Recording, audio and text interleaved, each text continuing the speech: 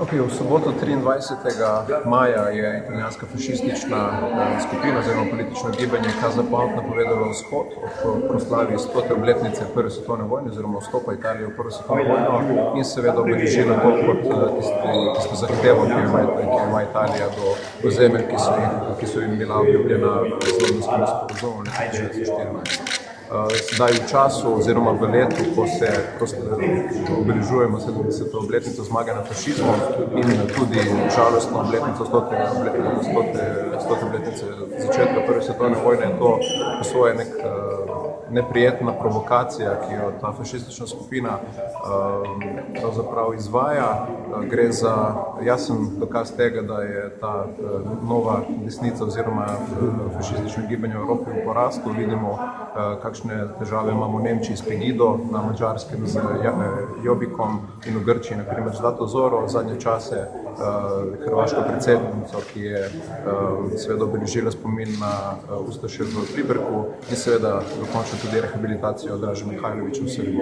Mislim, da gre za resno težavo, ki na nek način prizadeva Evropo, tudi v tem času gospodarske krize, podobno kot pred skoraj 80 leti in nek jasen dokaz tega, da je nekaj nujno potrebno storiti v tej družbi. V Združeni levici oziroma jaz sem v sredo že državnemu sekretarju na Ministrstvu za zunanje zadeve dal pobudo, da pošlje ministrstvo javno noto v Rim, s katerim bi skušali doseči preprečitev tega shoda. Danes smo ponovno vložili pobudo tudi na vlado in jasno pozivamo k temu, da je potrebno tudi v skladu z zgodovino, ki ima Slovenija in vlogo, ki jo je imela Slovenija z osvobodilno fronto in z narodno-osvobodilnim bojem pri zmagi nad nacifašizmom, tudi na ta način obeležiti tisto, kar je pravzaprav bil dosežek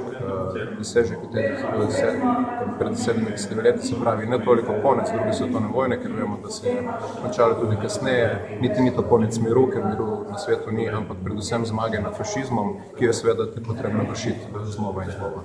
Skratka, to pobudo smo pa dali z upanjem, da se bo vlada jasno opredelila tudi v skladu s svojimi načeli, ki je zapisala v koalicijski pogodbi, in to je tudi neodobravanje vsakašnjega nestrpnega ali sovražnega govora, tako doma kot tudi po svetu. To je prvi korak, ki ga lahko naredijo, to je prvič so nekaj izkušnje, da to storijo in pričakujemo od vlade Stranke modernega centra in seveda tudi koalicije, da bodo to pobudo oziroma to noto tudi poslali italijanski državi in na tak način prispevali k temu, da se mir ohranja, kot slišimo zadnje čase, in tudi prepreči ta shod.